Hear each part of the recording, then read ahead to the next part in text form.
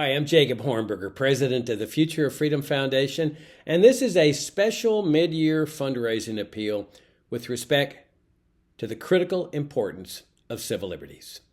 With the U.S. bombing of Iran and the entire world knowing the heavy U.S. government involvement in the furnishing of weaponry to the Israeli government for its operations in Gaza, the chances of a retaliatory major terrorist attack on American soil increases exponentially.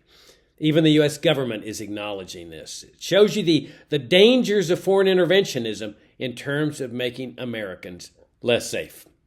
20 years ago, prior to the 9/11 attacks, we were saying that if the U.S. government continues killing Iraqi people with its brutal sanctions regime, and if it continues embroiling itself in the Israeli government's operations, we would get a major terrorist strike.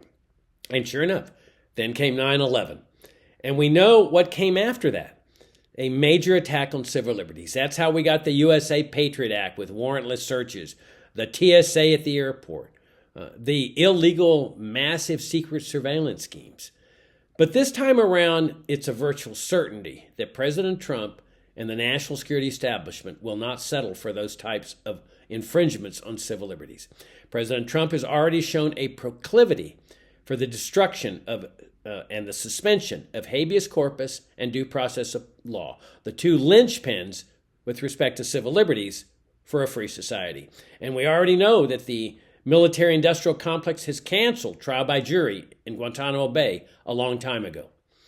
And so now is the time to make people aware and to educate them, because once that terrorist strike comes, if it does, it's too late. People get too frightened.